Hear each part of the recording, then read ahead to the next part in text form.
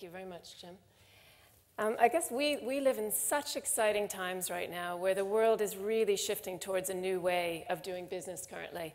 And I think we see this time as really a perfect storm. And there's three really interesting things happening that are moving existing and traditional businesses towards this new way of doing business.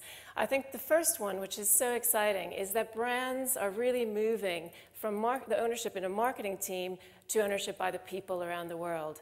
And I think as part of that, the other interesting factor is as silos within our company start to break down between customers, between staff, we really become one community. And that community is really going to demand this transformation of existing businesses. So I think that's really one of the first parts of this perfect storm.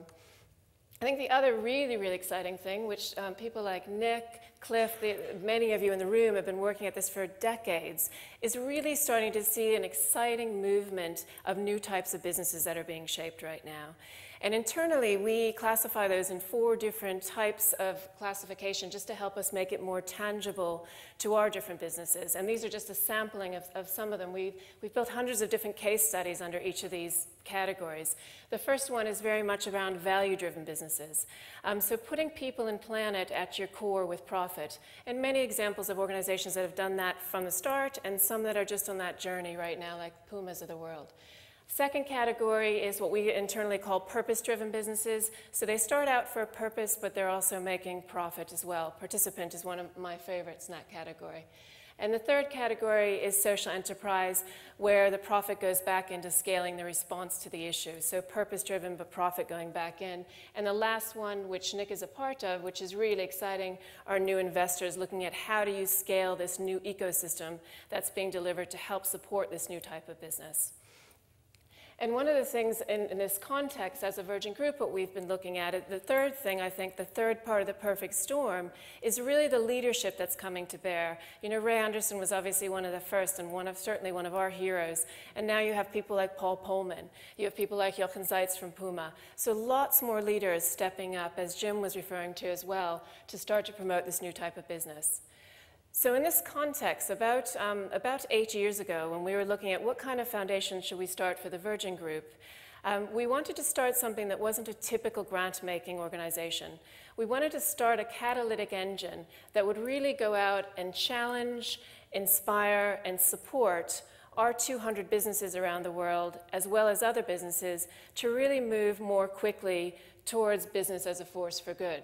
So that was really the starting point, the catalytic point of Virgin Unite about 9 years ago. And we do many things right now as working with our businesses. We also wanted to make sure that we tried to leverage every single asset that the Virgin Group had to drive change.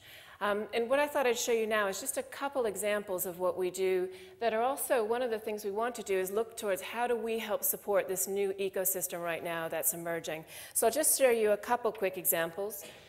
One is with Virgin Holidays. They really wanted to go out there and look at the Caribbean as one of their largest markets. So what they wanted to do is look at how could they create sustainable businesses in the Caribbean with young entrepreneurs. So we work with them to launch a Branson Center of Entrepreneurship. And there's some wonderful businesses based in Jamaica that are emerging out there, from helping sustain the coral reefs to looking at new beds and breakfasts that are sustainable, so a whole host of different organizations. Another example is one of my favorites. It's in South Africa, actually. We've been working with Virgin Active for 8 years now.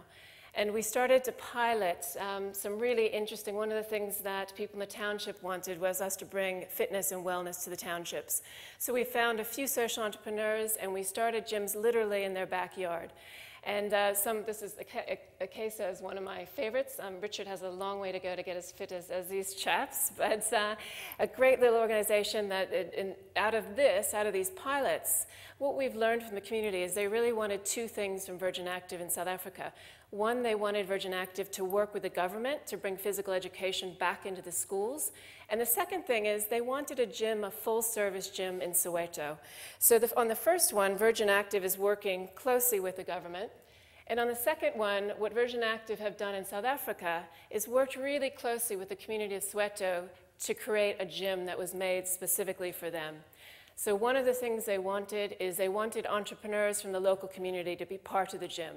So we have a hairdresser's in the gym that's a local entrepreneur. We have a car wash in the gym that's a local entrepreneur. We have DJs in the gym that are local entrepreneurs.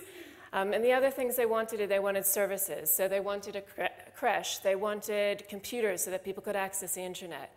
So this is, I think, a good example of where a business and Virgin Active and the team there has done a great job at working with the community to launch this gym.